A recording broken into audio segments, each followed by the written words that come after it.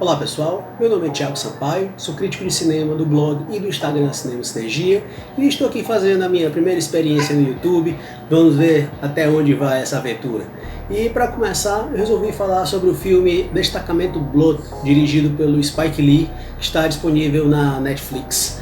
O filme, cujo título original é The Five Blood, conta a história de 4 negros veteranos da Guerra do Vietnã que resolvem voltar para aquele cenário para buscar um ouro que ali haviam deixado enterrado e também buscar o corpo do ex-líder deles. A temática racial sempre esteve presente ao longo de toda a carreira do Spike Lee, em ótimos filmes inclusive, como Faça a Coisa Certa, A Febre da Selva e o recente Infiltrado na Clã, que ano passado recebeu o Oscar de melhor roteiro adaptado em 2019. E esse não poderia ser diferente. Vem num momento muito apropriado quando o mundo inteiro se comoveu com a morte bárbara de George Floyd e o slogan Black Lives Matter ganhou repercussão mundial. Mas também, como é comum do Spike Lee, nem sempre a crítica fica tão explícita. Ela geralmente fica ali nas entrelinhas e muitas vezes de maneira irônica. Nesse caso ele faz muitos testes, até mais do que o comum, e é como se ele vestisse o seu produto com uma roupagem comercial até para atingir a mensagem dele para um público cada vez maior, cada vez mais amplo. O primeiro ato, que equivale aos primeiros 15 minutos, já é bastante frenético. Após uma breve introdução em que mostra o grupo principal se reencontrando após um longo tempo, logo depois entra um flashback com uma ação frenética e uma trilha sonora estrondosa, uma coisa grandiosa. Trilha sonora pelo Terence Blanchard, que é colaborador habitual do Spike Lee, que trabalhou com ele inclusive no Infiltrado na Clã.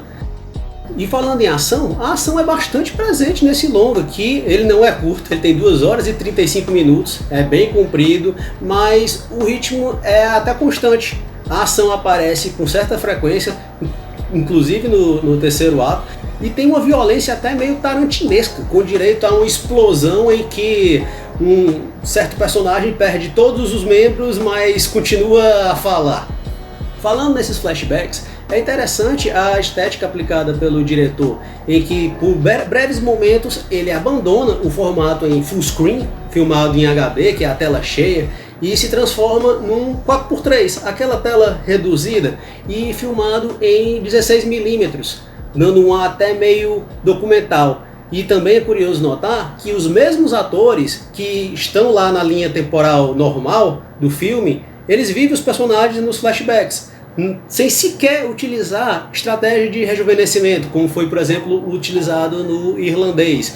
Tampouco atores mais jovens fazendo eles. Isso normalmente poderia ser um problema, causaria uma estranheza, porque como assim? Eles já eram velhos na época da Guerra do Vietnã, ou então eles não envelheceram mais ainda, mas ali já é a forma do diretor afirmar que eles nunca saíram da guerra, eles sempre foram aquelas mesmas pessoas.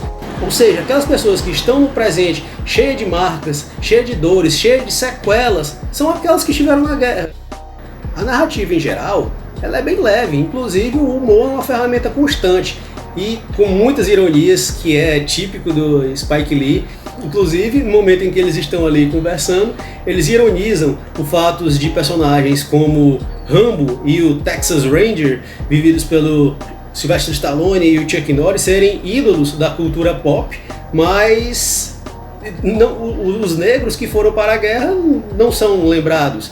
Então, no caso, e ele faz questão de, ao citar nomes reais negros, um jovem negro de 18 anos que pulou numa granada para salvar a sua tropa, aparece a foto real dele ali. E quando citam outros personagens reais, como por exemplo Aretha Franklin, também ele insere a foto real no meio do filme. Isso aí é normal dele. Esse tom ameno percorre a maior parte do segundo ato também, que tem aquele tom de filmes de busca ao tesouro. Então, ali o grupo implica um com o outro. Também o roteiro desenvolve a relação do personagem Paul, vivido pelo Delroy Lindo, com o filho David, vivido pelo Jonathan Majors. Mas nos diálogos, o diretor sempre deixa o recado dele. Por exemplo, quando eles estão lembrando dos ensinamentos do Norm, o ex-líder deles, quem eles estão procurando o corpo. O Norm, vivido pelo querido Chadwick Boseman, também conhecido por ser o Pantera Negra do universo Marvel.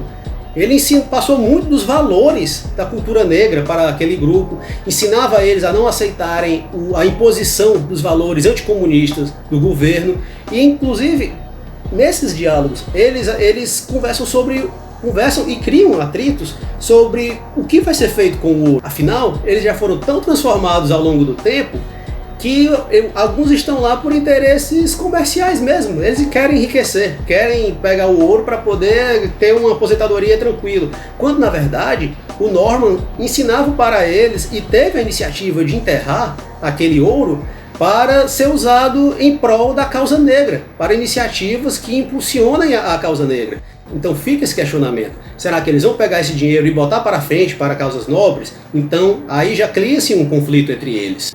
Detalhe que até nos figurinos, um detalhe que muita gente não repara, mas ali o diretor remete à bandeira dos Estados Unidos diretamente. Um deles veste uma camisa vermelha, o outro veste uma camisa azul, outro camisa branca. Ali está claro. E o personagem Paul, vivido pelo Delroy Lindo, ele usa um boné para trás vermelho, escrito Make America Great Again, que é o slogan do presidente Donald Trump. Inclusive, o filme tem até uma piada de que os americanos elegeram um apresentador de reality show para a presidência. E então fica aí uma brincadeira, e esse mesmo boné aparece adiante no terceiro ato em um outro personagem que sequer americano mas ele usa o Make America Great Again, desta vez voltado para frente, de frente para o espectador. E esse outro que vem a surgir, ele sim, as atitudes dele parecem ser de um típico seguidor do Trump. E nós sabemos que quando o Spike Lee quer transmitir uma mensagem contundente, ele faz com primor. Assim como ele havia feito no Infiltrado na Clã, ele utiliza imagens reais, e dessa vez não é só no final não, é logo na abertura, com diálogos de Muhammad Ali, de Malcolm X, até que no final aparece um discurso emblemático de Martin Luther King. E o recado fica bem direto mesmo na cena em que há uma quebra de quarta parede, que é quando o personagem conversa com o espectador, no caso é o Paul, vivido pelo Delroy Lindo, em que ele conversa diretamente, fala revoltado, e é logo o personagem em que talvez seja o mais afetado pela guerra e pelo sistema pós-guerra. Toda aquela revolta dele, afirmando que jamais vai permitir ser destruído pelo governo, ali não é apenas o personagem, é o próprio Spike Lee, dando o recado dele de maneira direta. E isso a gente pode dizer, ele tem propriedade para falar isso. Ele tem propriedade para colocar aquela imagem do punho fechado, que tanto se banalizou aí, mesmo com a causa justa, como era do Black Lives Matter, mas muita gente estava colocando nas redes sociais sem sequer saber o que significa. Então, quando ele coloca isso, Spike Lee sabe bem o que está querendo dizer. O elenco todo está eficiente, Clark Peters, Norm Lewis, muito bem, mas o maior destaque, sem dúvida, é o Delroy Lindo. Ele que capta toda a sensibilidade ao demonstrar o amor reprimido pelo filho, até ir a extremos, os extremos da loucura, da revolta. Afinal, muitos viam ele como louco, porque ele tomava remédio controlado, ele tinha pesadelos, mas é porque ele é sem dúvida o mais afetado.